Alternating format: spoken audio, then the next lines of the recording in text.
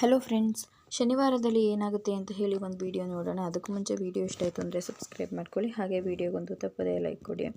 ಮೊದಲಿಗೆ ಮೀನಾ ಪಾತ್ರೆ ತೊಳಿತಾ ನಿಂತಿರ್ತಾಳೆ. ಅಷ್ಟರಲ್ಲಿ ಅಲ್ಲಿಗೆ ರೋಹಿಣಿ ಬರ್ತಾಳೆ. ಮೀನವರೇ ಅಂತ ಹೇಳಿದಾಗ, ಏನು ಹೇಳಿ ರೋಹಿಣಿ ಅವರೇ? ಅಲ್ಲ, ನಮ್ಮಪ್ಪ ನನಗೆ ದುಡ್ಡಾದರೂ ಕೊಡ್ತಾರೆ ಅಥವಾ ನನ್ನ ಗಂಡಂಗಾದರೂ ದುಡ್ಡು ಕೊಡ್ತಾರೆ, ಅದನ್ನೆಲ್ಲ ಕಟ್ಕೊಂಡು ನಿಮ್ಮ ಗಂಡಂಗೇನು ಅಂತ ಹೇಳಿದಾಗ, ಅಯ್ಯೋ ರೋಹಿಣಿ ಅವರೇ, ನೀವು ಅದನ್ನು ಅವ್ರ ಹತ್ರನೇ ಕೇಳಿ ಅಂತ ಹೇಳಿದಾಗ, ಅವ್ರ ಹತ್ರ ಕೇಳಿದರೆ ಸ್ವಲ್ಪನೂ ತಾಳ್ಮೆ ಇಲ್ಲದೇ ಮಾತಾಡ್ತಾರೆ. ಈ ರಾಜಿ ಪಂಚಾಯಿತಿ ಎಲ್ಲ ಬೇಡ ಅಂತಲೇ ನಾನು ನಿಮ್ಮ ಹತ್ರ ಹೇಳ್ತಾ ಇರೋದು. ಇದಕ್ಕೆಲ್ಲ ನೀವು ಯಾಕೆ ಬರಬೇಕು? ನಾವೇನಾದರೂ ನಿಮ್ಮ ವಿಚಾರಕ್ಕೆ ಹಾಗೆ ಬರ್ತೀವಾ ಅಂತ ಹೇಳಿದಾಗ, ಅಲ್ಲ ರೋಹಿಣಿ ಅವರೇ, ನಾನು ಅವತ್ತು ನನ್ನ ಗಂಡಂಗೆ ಕಾರ್ ಕೊಡಿಸಿದ್ದಿನ ಇದೇ ಜಾಗದಲ್ಲಿ ನಿಂತ್ಕೊಂಡು ನಿಮ್ಗೆ ಅಷ್ಟೊಂದು ದುಡ್ಡೆಲ್ಲಿತ್ತು ಅಂತ ಹೇಳಿ ಪ್ರಶ್ನೆ ಮಾಡಿದ್ದು ನೀವು ತಾನೇ? ಹೌದು, ಆಯಿತು, ಸರಿ, ತಪ್ಪಾಯಿತು. ನಾನು ಇನ್ನು ಮುಂದೆ ನಿಮ್ಮ ವಿಚಾರಕ್ಕೆ ಏನಕ್ಕೂ ಬರಲ್ಲ. ಆದರೆ ನೀವು ನಿಮ್ಮ ಗಂಡ ಇಬ್ಬರು ಕೂಡ ನಮ್ಮ ವಿಚಾರಕ್ಕೆ ಬರಬಾರ್ದು. ರೋಹಿಣಿ ಅವರೇ, ತಪ್ಪಾಗಿ ಹೇಳ್ತಾ ಇದ್ದೀರಾ. ನಾನು ಯಾವತ್ತೂ ನಿಮ್ಮ ವಿಚಾರಕ್ಕೆ ಬಂದಿಲ್ಲ. ಅದು ಅಲ್ಲದೆ ಅವ್ರ ಅಣ್ಣನ ಪ್ರಶ್ನೆ ಮಾಡಿದ್ದಾರೆ. ಒಂದು ಮನೆ ಅಂದಮೇಲೆ ಇದೆಲ್ಲ ಇದ್ದೇ ಇರುತ್ತೆ. ಅದಕ್ಕೆ ಯಾಕೆ ನೀವು ಇಷ್ಟೊಂದು ಕೋಪ ಮಾಡ್ಕೊಂಡಿದ್ದೀರಾ? ನೀವು ಇಷ್ಟು ಕೋಪ ಮಾಡ್ಕೊಂಡು ಮಾತಾಡ್ತಾ ಇರೋದು ನೋಡಿದ್ರೆ ನನಗೂ ಯಾಕೋ ಅನುಮಾನ ಬರ್ತಾ ಇದೆ. ಆ ದುಡ್ಡು ನಿಮ್ಮ ಅಪ್ಪನೇ ಕೊಟ್ಟಿರೋದಾ ಅಂತ ಹೇಳಿದಾಗ, ಮೀನವರೇ ಅಂತ ಹೇಳ್ತಾಳೆ. ಮತ್ತೇನು ರೋಹಿಣಿ ಅವರೇ, ಒಂದು ಮನೆ ಅಂದಮೇಲೆ ಅಣ್ಣ ತಮ್ಮ ಅಂತ ಇದ್ಮೇಲೆ ಈ ಥರ ಮಾತುಗಳು ಬರುತ್ತೆ, ಅನುಸರಿಸ್ಕೊಂಡು ಹೋಗಬೇಕು ಅಷ್ಟೇ ಅಂತ ಹೇಳಿ ಹೇಳ್ತಾ ಇರ್ತಾಳೆ. ಅದರಲ್ಲೂ ಅವ್ರು ಕೇಳಿದ್ರಲ್ಲಿ ಏನು ತಪ್ಪಿದೆ? ಅವ್ರು ಯಾವಾಗಲೂ ಕೇಳೋ ಥರನೇ ಕೇಳಿದ್ರು ಅಲ್ವಾ ಅಂತ ಹೇಳಿದಾಗ, ನೋಡಿ, ಅವ್ರ ಅಣ್ಣನ ಪ್ರಶ್ನೆ ಮಾಡಲಿ, ನಾನು ಬೇಡ ಅಂತ ಹೇಳಲ್ಲ. ಪ್ರೀತಿ ಕಾಳಜಿಯಿಂದ ಪ್ರಶ್ನೆ ಮಾಡಿದ್ರೆ ನಾನು ಅದನ್ನು ಒಪ್ಕೋತೀನಿ. ಆದರೆ ಅವರು ನಾವು ಬದುಕೋದು ಆ ದುಡ್ಡಿಂದ ಬಿಸ್ನೆಸ್ ಮಾಡಿ ದೊಡ್ಡ ವ್ಯಕ್ತಿ ಆಗ್ತೀವಿ ಅಂತ ಹೇಳಿ ಹೊಟ್ಟೆ ಹುರ್ಕೊಂಡು ಪ್ರಶ್ನೆ ಮಾಡ್ತಾರಲ್ಲ, ಅದನ್ನು ನಾನು ಸಹಿಸ್ಕೊಳ್ಳೋದಕ್ಕಾಗೋದಿಲ್ಲ. ರೋಹಿಣಿ ಅವರೇ, ನೀವು ತಪ್ಪಾಗಿ ತಿಳ್ಕೊಂಡಿದ್ದೀರಾ. ಈ ಮನೆಯಲ್ಲಿ ಯಾರಾದರೂ ಹಾಳಾಗಲಿ ಅಂತ ಬಯಸೋರು ಅಂತ ಇದ್ದರೆ ಅದು ಬೇರೆ ಯಾರಾದರೂ ಆಗಿರ್ತಾರೆ. ನನ್ನ ಗಂಡ ಅಂತ ಕೆಲಸ ಮಾಡೋದಿಲ್ಲ. ಇವತ್ತಲ್ಲ, ಮುಂದೆ ಯಾವತ್ತೂ ಆ ಕೆಲಸ ಮಾಡೋದಿಲ್ಲ. ಹಾಗಿದ್ರೆ ನಾವು ಮಾಡ್ತೀವಿ ಅಂತನಾ? ನಾನು ಹಾಗೆಲ್ಲ ಹೇಳಿದೆ. ನನ್ನ ಗಂಡ ಅಂತ ಕೆಲಸ ಮಾಡಲ್ಲ ಅಂತ ಹೇಳಿದೆ ರೋಹಿಣಿ ಅಂತ ಹೇಳಿದಾಗ, ನೋಡಿ ಮೀನವರೇ, ಈ ಮನೆಯಲ್ಲಿ ದೊಡ್ಡ ಜಗಳ, ರಾಜಿ ಪಂಚಾಯಿತಿ ಇದು ಯಾವುದು ಆಗಬಾರ್ದು ಅಂತಂದರೆ ನಿಮ್ಮ ಗಂಡ ನಿಮ್ಮ ಪಾಡಿಗೆ ಇರಬೇಕು ಅಂತ ಹೇಳಬೇಕು. ಅಯ್ಯೋ, ಅದನ್ನ ನೀವೇ ಹೋಗಿ ಹೇಳಿ. ಅವ್ರಿಗೆ ತಾಳ್ಮೆ ಅನ್ನೋದೇ ಇಲ್ವಲ್ವಾ? ನಾನು ಏನಾದರೂ ಮಾತಾಡಿದ್ರೆ ಅದನ್ನೇ ದೊಡ್ಡ ವಿಚಾರ ಮಾಡಿಕೊಂಡು ಮನೆಯವ್ರನ್ನೆಲ್ಲ ಸೇರಿಸ್ಕೊಂಡು ದೊಡ್ಡ ಜಗಳನೇ ಮಾಡಿಬಿಡ್ತಾರೆ. ಆ ಥರ ಜಗಳ ಆಗಬಾರ್ದು ಅಂತಲೇ ಬಂದು ನಾನು ನಿಮ್ಮ ಹತ್ರ ಹೇಳ್ತಾ ಇರೋದು. ನೋಡಿ, ಅವ್ರ ಪಾಡಿಗೆ ಅವ್ರನ್ನ ಇರೋದಕ್ಕೆ ಹೇಳಿ. ಹಾಗೆ ನಮ್ಮ ವಿಚಾರಕ್ಕೆ ಇನ್ನೊಂದ್ಸಲ ಮಾತಾಡಿದ್ರೆ ನಾನು ಕೂಡ ಸುಮ್ಮನೆ ಇರೋದಿಲ್ಲ ಅಂತ ಹೇಳಿ ಹೋಗ್ಬಿಡ್ತಾಳೆ. ಮೀನಿಗೂ ಕೋಪ ಬಂದುಬಿಡುತ್ತೆ. ಈ ಕಡೆ ಸೂರ್ಯ ಹೊರಗಡೆ ಕಾರ್ ತೊಳಿತಾ ಇರ್ತಾನೆ. ಅಲ್ಲಿಗೆ ಮೀನಾ ಬರ್ತಾಳೆ. ರೀ ಅಂತ ಹೇಳಿ ಇನ್ನೊಂದು ಬಟ್ಟೆ ನೆಂದಿರುತ್ತೆ, ಅದನ್ನೇ ತೊಗೊಂಡು ಬಂದು ಬೆನ್ನಿಗೆ ರಪ್ಪ ಅಂತ ಹೊಡೆದ್ಬಿಡ್ತಾಳೆ. ಅಯ್ಯೋ ಅಯ್ಯೋ, ಇದೇನಮ್ಮ ಬಟ್ಟೆನ ಬೆನ್ನ ಮೇಲೆ ಒಗಿತಾ ಇದೆಯಾ, ಕಲ್ಲು ಮೇಲೆ ಹೋಗ್ದಂಗೆ ಅಂತ ಹೇಳಿದಾಗ, ರೀ, ಅವರಪ್ಪ ಅವ್ರ ಅಕೌಂಟಿಗಾದರೂ ದುಡ್ಡು ಹಾಕ್ತಾರೆ, ಅವ್ರ ಗಂಡನ ಅಕೌಂಟಿಗಾದರೂ ದುಡ್ಡು ಹಾಕ್ತಾರೆ. ಇದನ್ನೆಲ್ಲ ಕಟ್ಕೊಂಡು ನಿಮಗೆ ಏನ್ರಿ? ಅಲ್ಲಮ್ಮ, ಅವ್ರ ವಿಚಾರಕ್ಕೆ ಬಂದು ನೀನು ಯಾಕಮ್ಮ ನನಗೆ ಹೊಡಿತಾ ಇದೆಯಾ? ನಾನು ಅದನ್ನೇ ಕೇಳ್ತಾ ಇರೋದು. ನೀವು ಯಾಕೆ ಬೇರೆಯವ್ರ ವಿಚಾರಕ್ಕೆ ಹೋಗ್ತೀರಾ? ನಿಮ್ಮ ಪಾಡಿಗೆ ನೀವು ಇರೋದಕ್ಕಾಗೋದಿಲ್ವಾ? ಏನಮ್ಮ, ಆ ಪೌಡ್ರಮ್ಮ ಬಂದು ನಿನ್ಗೇನೋ ಸ್ನೋ ಪಾಲಿಶ್ ಮಾಡಿದ್ದಂಗೆ ಅವಳೆ. ಇರು ಕೇಳ್ತೀನಪ್ಪ, ಹಂಗೆ ನನ್ನ ಮಗನ. ರೀ ರೀ ರೀ ನಿಂತ್ಕೊಳ್ರಿ, ಏನಂತ ಕೇಳ್ತೀರಿ? ನಿಮ್ಮ ಕಡೆಯವರು ಬಂದು ನಮ್ಮ ಕಡೆಯವ್ರನ್ನ ಏನೋ ಗುಮ್ಮಿದ್ದಾರೆ, ಅದೇನಪ್ಪ ಸರಿಯಾಗಿ ನೋಡ್ಕೊ ಅಂತ ಹೇಳ್ತೀನಿ. ನೋಡಿ, ಈಗಾಗಲೇ ಆಗಿರೋ ದೊಡ್ಡ ಜಗಳನೇ ಸಾಕು, ಮತ್ತೆ ಅದನ್ನೇ ಇಟ್ಕೊಂಡು ಇನ್ನೂ ದೊಡ್ಡ ಜಗಳ ಆಗಬಾರ್ದು. ಏನಮ್ಮ, ನೀನು ಹಿಂಗೆ ಮಾತಾಡ್ತಾ ಇದೆಯಾ? ನಾನು ಯಾವಾಗಲೂ ಜಗಳ ಮಾಡೋ ಥರನ ಕಾಣಿಸ್ತೀನಿ. ಇಲ್ಲ ಪಾಪ, ಪೂರ್ತಿ ಸಮಾಧಾನದಲ್ಲಿ ಕೂತ್ಕೊಂಡು ಮಾತಾಡ್ತೀರಾ ಅಲ್ವಾ ಅಂತ ಹೇಳಿದಾಗ, ಅಲ್ವಾ ಮತ್ತೆ ಅಂತ ಹೇಳ್ತಾರೆ. ಅಲ್ಲ ರೀ, ಮನೆ ಅಂದಮೇಲೆ ಅವ್ರವ್ರ ವಿಚಾರದಲ್ಲಿ ಅವ್ರವ್ರು ಇರ್ತಾರೆ. ಯಾಕ್ರಿ ನೀವು ಹೋಗಿ ಆ ಥರ ಎಲ್ಲ ಮಾತಾಡ್ತೀರಾ? ಅವರು ಕೋಪ ಮಾಡ್ಕೊಳ್ಳಲ್ವಾ, ಬೇಜಾರು ಮಾಡ್ಕೊಳ್ಳಲ್ವಾ? ನೋಡಮ್ಮ ಮೀನಾ, ಮನೆ ಅಂತ ಇದ್ಮೇಲೆ ಇಂಥ ಸಣ್ಣ ಪುಟ್ಟ ಮಾತುಗಳೆಲ್ಲ ಬಂದೇ ಬರುತ್ತೆ. ಯಾವ ಮನೇಲಿ ತಾನೇ ಜಗಳ ಇರೋದಿಲ್ಲ ಹೇಳು? ಎಲ್ಲ ಮನೆಯಲ್ಲೂ ಜಗಳ ಇರುತ್ತೆ. ಆದರೆ ಒಂದು ಮನೆ ಬಿಟ್ಟು, ಯಾವ ಮನೆ? ಖಾಲಿ ಮನೆ. ಖಾಲಿ ಮನೆಯಲ್ಲಿ ಯಾರೂ ಇರೋದಿಲ್ಲ ಅಲ್ವಾ? ಜಗಳ ಮಾಡೋದಿಲ್ಲಮ್ಮ. ಈಗ ತುಂಬಿದ ಮನೆ ಅಂತ ಇದ್ಮೇಲೆ ಅಲ್ಲಿ ಈ ಥರ ಜಗಳ ಬರುತ್ತೆ. ಅದು ಅಲ್ಲದೆ ನಮ್ಮ ಲಚ್ಚದೇವನಹಳ್ಳಿ ಲಕ್ಕಮ್ಮ ಹೇಳ್ಕೊಟ್ಟಿದ್ದಾರೆ, ನಿನ್ನ ಕಣ್ಣೆದುರುಗಡೆ ಏನಾದರೂ ತಪ್ಪಾಗಿತ್ತು ಅಂತ ಅಂದರೆ ಅದನ್ನು ಸಹಿಸ್ಕೊಂಡು ನೀನು ಕುತ್ಕೋಬೇಡ ಅಂತ ಹೇಳಿ. ನಾನು ಹಾಗೇನಮ್ಮ, ನನ್ನ ಕಣ್ಮುಂದೆ ತಪ್ಪಾಯಿತು ಅಂತ ಅಂದರೆ ನಾನು ಅದನ್ನು ಸಹಿಸ್ಕೊಂಡು ಸುಮ್ಮನೆ ಇರೋದಿಲ್ಲ, ನಾನು ಪ್ರಶ್ನೆ ಮಾಡ್ತೀನಿ ಅಂತ ಹೇಳಿ ಹೇಳ್ತಾರೆ. ಆಗ, ರೀ, ಅದೇ ಲಚ್ಚದೇವನಹಳ್ಳಿ ಲಕ್ಕಮ್ಮನವರು ಈ ಕುಟುಂಬ ಅಂದಮೇಲೆ ಎಲ್ಲರಿಗೂ ಹೊಂದ್ಕೊಂಡು ಹೋಗ್ಬೇಕು ಅಂತ ಹೇಳಿದಾರಲ್ವ? ಹೇಳಿದ್ದಾರೆ, ಅದಕ್ಕೆ ಹೊಂದ್ಕೊಂಡೇ ಹೋಗ್ತಾ ಇದ್ದೀನಲ್ವ? ಎಲ್ರಿಗೂ ಹೊಂದ್ಕೊಂಡು ಹೋಗ್ತಾ ಇದ್ದೀರಾ, ಪ್ರತಿದಿನ ಜಗಳ ಮಾಡ್ತೀರಾ ಅಂತ ಹೇಳಿದಾಗ, ನೋಡಮ್ಮ, ಈಗ ನನ್ನ ಮನಸ್ಸಿಗೆ ಏನು ಅನಿಸುತ್ತೆ ಅದನ್ನು ನಾನು ಕೇಳಲೇಬೇಕು. ನಾನು ಕೇಳದೆ ಇರೋದಕ್ಕಾಗೋದಿಲ್ಲ. ಅದೇ ನಾನಮ್ಮ. ಇಲ್ಲಾಂದರೆ ಏನಾದರೂ ಮಾಡ್ಕೊಳ್ಳಿ ಅಂತ ಸುಮ್ಮನಿದ್ರೆ ಅದು ಯಾವುದೂ ಸರಿ ಬರೋದಿಲ್ಲ. ಅದರಲ್ಲೂ ಆ ಪಂಗ್ಯ ನನ್ನ ಮಗ ಇದ್ದಾನಲ್ಲ ಮನೋಜ, ಅವ್ನು ಭಾರಿ ಕ್ರಿಮಿನಲ್ಲು. ಅವ್ನು ಹೆಂಡ್ತಿದ್ದಾಳಲ್ಲ, ಅವಳು ಇನ್ನೂ ಕ್ರಿಮಿನಲ್ಲು. ಎಲ್ಲರನ್ನೂ ಒಳ್ಳೆ ಥರ ನಂಬೋ ಥರ ಅವರು ನಾನು ನಂಬೇಡಮ್ಮ ಅಂತ ಹೇಳಿದಾಗ, ರೀ, ನಾನು ಯಾರನ್ನ ನಂಬಬೇಕು ಯಾರನ್ನ ನಂಬಾರ್ದು ಅಂತ ನೀವು ನನಗೆ ಹೇಳ್ಕೊಟ್ಬಿಡಿ. ನಿಮ್ಮ ಪಾಡಿಗೆ ನೀವು ಸುಮ್ಮನಿರಬೇಕು. ಏನಮ್ಮ ಹಿಂಗೆ ಬರೋಂಗೆ ಹೊಡೆದ್ಬಿಟ್ಟಿದ್ಯಾ, ನೋಡಿ ಏನಾಗಾರು ಆಗೈತಾ ನೋಡು ಅಂತ ಹೇಳಿದಾಗ, ಮೀನಾ ನಗ್ತಾ ಇರ್ತಾಳೆ. ಇದಕ್ಕಮ್ಮ ನಗ್ತಾ ಇದೆಯಾ? ನಂಗೆ ಏಟಾಗಿದ್ರೆ ನಿಂಗೆ ನಗು ಬರುತ್ತಾ ಅಂತ ಹೇಳಿದಾಗ, ನಾನೆಲ್ಲಿ ನಗ್ತಾ ಇದ್ದೀನಿ, ನಾನು ನಗ್ತಾ ಇಲ್ಲ ಅಂತ ಹೇಳ್ತಾಳೆ. ಅಯ್ಯೋ, ನಗ್ತಾ ಇದೆಯಲ್ಲಮ್ಮ ಅಂತ ಹೇಳಿದಾಗ, ನೋಡು, ಮನಸ್ಸಿಗೆ ಏನಾದರೂ ಭಾವನೆಗಳು ಬಂತು ಅಂತ ಅಂದರೆ ಅದನ್ನು ಹೊರಗಡೆ ಹಾಕಿಬಿಡ್ಬೇಕು.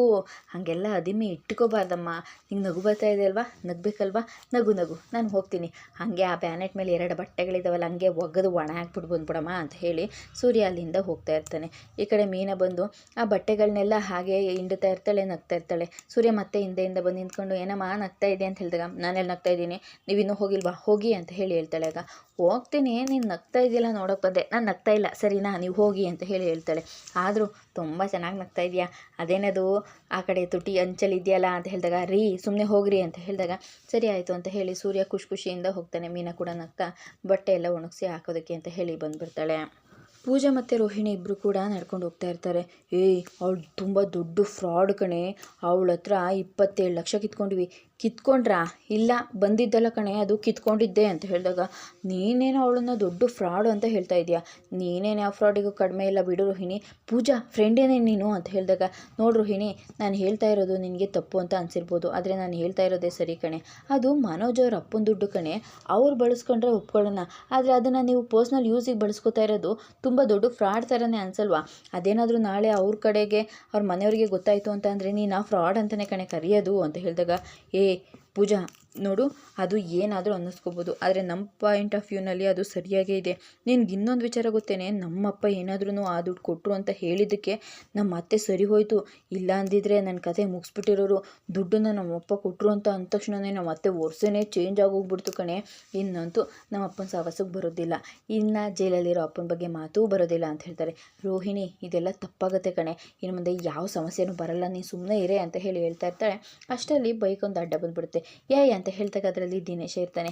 ನೀನು ಯಾಕೆ ಬಂದೆ, ಸಮಸ್ಯೆ ಇಲ್ಲ ಅಂತ ಹೇಳ್ತಿದ್ದೆ, ಇಲ್ಲೇ ಬಂತಲ್ಲ ಅಂತ ಹೇಳಿದಾಗ, ಹಾಗಿದ್ರೆ ನೀವು ನನ್ನ ಬಗ್ಗೆನೇ ಮಾತಾಡ್ತಿದ್ರಿ ಅಂತ ಆಯಿತು ಅಂತ ಹೇಳಿದಾಗ, ನಿನ್ನ ಬಗ್ಗೆನಾ, ನಾವೇನು ನಿನ್ನ ಬಗ್ಗೆ ಮಾತಾಡ್ತಾ ಇಲ್ಲ, ಮತ್ತ್ಯಾಕೆ ಬಂದೆ ನೀನು ಅಂತ ಹೇಳಿದಾಗ, ಯಾಕೆ ಬಂದೆ ಅಂತ ಅಂದರೆ, ನಾನು ಕೇಳಿದ್ನಲ್ಲ ದುಡ್ಡು 1 ಲಕ್ಷ ಎಲ್ಲಿ ಅಂತ ಹೇಳಿದಾಗ, ಏನು ಅಂದ್ಕೊಂಡಿದ್ಯಾ ನೀನು, ನಾನು ಎಲ್ಲಿ ತಂದು ದುಡ್ಡು ನಿಂಗೆ ಕೊಡೋಣ ಅಂತ ಹೇಳಿದಾಗ, ಕೊಡ್ತೀನಿ ಅಂತ ಹೇಳಿದ್ದೆಲ್ಲಮ್ಮ, ಕೊಡ್ತೀನಿ ಅಂದಮೇಲೆ ಕೊಡಲೇಬೇಕು, ಕೊಡಲ್ಲ ಕಣೋ, ಏನೋ ಮಾಡ್ಕೋತೀಯ, ಹಾಗಿದ್ರೆ ಬಿಡು ಬನಶಂಕರಿ 2ನೇ ಸ್ಟೇಜು 2ನೇ ಕ್ರಾಸು ನಂಬರ್ 46 ಶಾಂತಿನಿವಾಸ ಅಲ್ವಾ ನಿಮ್ಮ ಮನೆ, ಅದಂಗೆ ನಿಮ್ಮ ಅತ್ತೆ ನಂಬರು ಗೊತ್ತು, ಹೋಗಿ ಎಲ್ಲ ಹೇಳ್ಬಿಡ್ತೀನಿ ಅಂತ ಹೇಳಿದಾಗ, ಮನುಷ್ಯನ ನೀನು ಅಂತ ಹೇಳಿದಾಗ, ಮನುಷ್ಯ ಅಲ್ಲ ಏನಾದರೂ ಅನ್ಕೋ, ನಾನೊಂದು ಹೆಣ್ಣು ಕಣೋ, ನನಗೆ ತಿಂಗಳೆಲ್ಲ ದುಡಿದ್ರೂ 15ರಿಂದ 20 ಸಾವಿರ ಅಷ್ಟೇ ಸಿಗೋದು ಅಂತ ಹೇಳಿದಾಗ, ನೀನು ಹೆಣ್ಣು ಆದರೆ ಸಾಮಾನ್ಯ ಹೆಣ್ಣಲ್ಲ, ನೀನು ಅಸಾಮಾನ್ಯ ಹೆಣ್ಣು, ಎಲ್ರಿಗಿನ್ನ ಡಿಫ್ರೆಂಟು, ನೀನು ಹೇಗಾದರೂ ಮಾಡಿ ದುಡ್ಡನ್ನು ಹೊಂಚಿಸ್ತೀಯ ಅಂತ ನಂಗೆ ತುಂಬ ಚೆನ್ನಾಗಿ ಗೊತ್ತು, ಅದಕ್ಕೆ ಕೇಳ್ತಾ ಇದ್ದೀನಿ. ನೋಡು, ಕೆಟ್ಟೋನು ಇನ್ನೂ ಕೆಟ್ಟೋನನ್ನಾಗಿ ಮಾಡಬೇಡ, ಯಾರ್ಯಾರು ಏನೇನೋ ಬಂದು ಹೋಗ್ತಾರೆ, ನಿನಗೇನು ಬರಲ್ವಲ್ಲೋ, ಆಕ್ಸಿಡೆಂಟ್ ಆದರೂ ಆಗಬಾರ್ದು ಅಂತ ಹೇಳಿ ಪೂಜೆ ಹೇಳ್ತಾಳೆ. ನೋಡು, ಆಕ್ಸಿಡೆಂಟು ಆಗಿತ್ತು, ಇನ್ನೋಸೆಂಟು ಆಗಿತ್ತು, ಎಲ್ಲ ಆಗಿದೆ, ಇವಾಗ ನನ್ನ ಟೈಮು, ನಾನು ಆಟ ಆಡ್ತಾ ಇದ್ದೀನಿ, ದುಡ್ಡು ಕೊಡಬೇಕು, ಕೊಟ್ಟಿಲ್ಲ ಅಂದರೆ ಸುಮ್ಮನೆ ಬಿಡಲ್ಲ. ಸರಿ ಆಯಿತು, ಹೋಗಿ ಅರೇಂಜ್ ಮಾಡಿ ಆಮೇಲೆ ನಿಂಗೆ ಫೋನ್ ಮಾಡ್ತೀನಿ, ತುಂಬ ದಿನ ಟೈಮ್ ಕೊಡೋದಕ್ಕಾಗೋದಿಲ್ಲಮ್ಮ, 1 ವಾರ ಅಷ್ಟೇ, 1 ವಾರದಲ್ಲಿ ನೀನು ನನಗೆ ದುಡ್ಡು ಕೊಡಲೇಬೇಕು ಅಂತ ಹೇಳಿ ಹೋಗ್ಬಿಡ್ತಾನೆ. ಆಗ ಏನೇ ಇದು, ಇವ್ನು ಬಂದು ಈ ಥರ ದುಡ್ಡು ಕೇಳ್ತಾ ಇದ್ರೆ ಏನೇ ಮಾಡೋದು, ಅದು 1 ಲಕ್ಷ ಅಂತ ಹೇಳಿದಾಗ ಏನು ಮಾಡೋದಕ್ಕಾಗೋದಿಲ್ಲ ಕಣೆ, ಇದು ಒಂದು ಸಲ ನನ್ನ ಗಂಡಂಗೆ ಮೋಸ ಮಾಡಿಬಿಟ್ಟು 1 ಲಕ್ಷ ಇಸ್ಕೊಂಡು ಕೊಟ್ಬಿಡ್ತೀನಿ ಕಣೆ, ಆಮೇಲೆ ನೆಮ್ಮದಿಯಾಗಿರ್ಬೋದು ಅಂತ ಹೇಳಿ ಹೇಳ್ತಾಳೆ. ಈ ಕಡೆ ಪೂಜಾ, ಅಯ್ಯೋ ನೀನು ಹಣೆ ಬರೋಣ ಇಷ್ಟ ಅಂತ ಹೇಳಿ ನಗ್ತಾ ಇರ್ತಾಳೆ. ಮನೋಜ್ ಮನೇಲಿ ಮಲ್ಕೊಂಡು ಆ ಟಾಪ್ 10 ಬಿಸ್ನೆಸ್ಗಳಲ್ಲಿ ಯಾರ್ಯಾರು ಏನೇನು ಮಾಡಿದ್ದಾರೆ ಅದನ್ನೆಲ್ಲ ಪಾಯಿಂಟ್ ತೊಗೊಂಡು ನಾನು ಬಿಸ್ನೆಸ್ ಮಾಡಬೇಕು ಅಂತ ಹೇಳಿ ಮೊಬೈಲಲ್ಲಿ ಸರ್ಚ್ ಮಾಡ್ತಾ ಕೂತಿರ್ತಾನೆ. ಅಷ್ಟರಲ್ಲಿ ರೋಹಿಣಿ ಬರ್ತಾಳೆ. ಮನೋಜ್ ಏನು ಮಾಡ್ತಾ ಇದ್ದೀರಾ, ಬಿಸ್ನೆಸ್ ಟಾಪಪ್ ಎಲ್ಲ ಸ್ಟಾರ್ಟಪ್ ಹೇಗಾಗಿರುತ್ತೆ ಅಂತ ಎಲ್ಲ ನೋಡ್ಕೋತಾ ಇದ್ದೀನಿ, ಆ ಪ್ಲ್ಯಾನ್ನ ನಾವು ಮಾಡೋದಕ್ಕೆ ಅಂತ ಹೇಳಿ ಹೇಳ್ತಾಳೆ. ಆಗ ಏನೋ ಆ ಥರನಾ, ಅದೆಲ್ಲ ಏನು ಬೇಡ, ನಮ್ಮದೇ ಸ್ಟೈಲಲ್ಲಿ ಯೂನಿಕಾಗಿ ನಾವೇ ಓಪನ್ ಮಾಡಬೇಕು, ಅದರಲ್ಲಿ ಸಕ್ಸಸ್ ಆಗಬೇಕು, ಅದನ್ನ ಬಿಟ್ಟು ಬೇರೆಯವ್ರನ್ನ ಕಾಪಿ ಮಾಡಬಾರ್ದು ಅಂತ ಹೇಳ್ತಾಳೆ. ರೋಹಿಣಿ, ಅದು ಹೆಂಗಾಗುತ್ತೆ, ಬೇರೆಯವ್ರು ಮಾಡಿರೋದನ್ನ ನೋಡಿದ್ರೆ ತಾನೇ ನಮಗೂ ಗೊತ್ತಾಗೋದು ಏನು ತಪ್ಪಿರುತ್ತೆ ಸರಿ ಇರುತ್ತೆ ಅಂತ ಹೇಳಿ. ನೋಡಿ ಮನೋಜ್, ಹಾಗೆಲ್ಲ ಏನೇನಕ್ಕೂ ಇನ್ವೆಸ್ಟ್ ಮಾಡಬಾರ್ದು, ನೀವು ಸ್ವಲ್ಪ ಸುಮ್ಮನಿರಿ ಅಂತ ಹೇಳಿ ಹೇಳ್ತಾ ಇರ್ತಾರೆ. ಆಗ ನೋಡು, ಇವಾಗ ನಾವು ಇನ್ವೆಸ್ಟ್ ಮಾಡಿರೋ ದುಡ್ಡು ವಾಪಸ್ ಬರೋ ಥರ ಇರಬೇಕು ಅಂತ ಹೇಳಿದಾಗ, ನನ್ನ ಫ್ರೆಂಡ್ ಬಿಸ್ನೆಸ್ ಇದ್ದಾನಲ್ಲ, ಪಾರ್ಕೋನಿದ್ದಾನಲ್ಲ, ಅವನೊಂದು ಬಿಸ್ನೆಸ್ ಐಡಿಯಾ ಕೊಟ್ಟಿದ್ದ, ದುಡ್ಡನ್ನ ಬಡ್ಡಿ ಬಿಟ್ಟರೆ ತುಂಬ ಚೆನ್ನಾಗಿ ದುಡ್ಡು ಬರುತ್ತೆ ಅಂತ ಹೇಳಿ.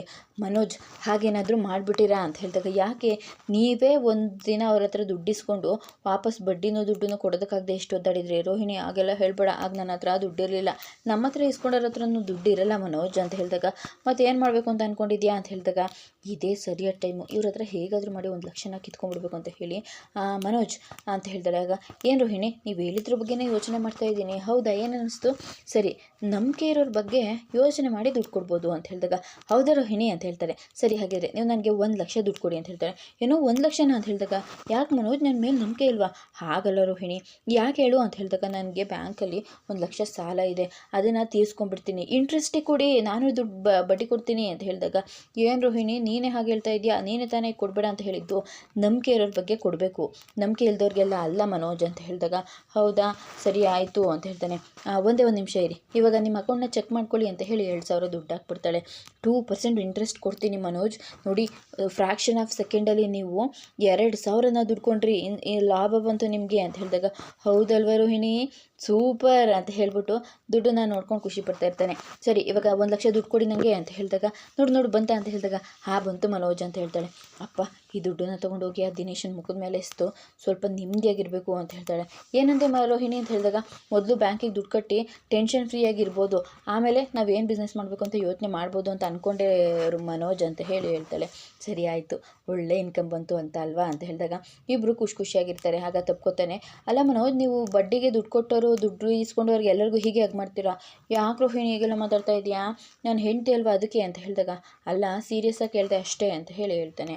ರೋಹಿಣಿ ಅಂತ ಹೇಳಿದಾಗ ಸುಮ್ಮನೆ ಕೂತ್ಕೊಂಡ್ಬಿಡ್ತಾಳೆ. ಈ ಕಡೆ ಕನಕ ಮತ್ತು ಅವರಮ್ಮ ಇಬ್ಬರು ಕೂಡ ಹೂ ಮಾರೋದಕ್ಕೆ ಅಂತ ಹೇಳಿ ಹೋಗ್ತಾ ಇರ್ತಾರೆ. ಅಷ್ಟರಲ್ಲಿ ಮೀನಾ ಕೂಡ ಬರ್ತಾಳೆ.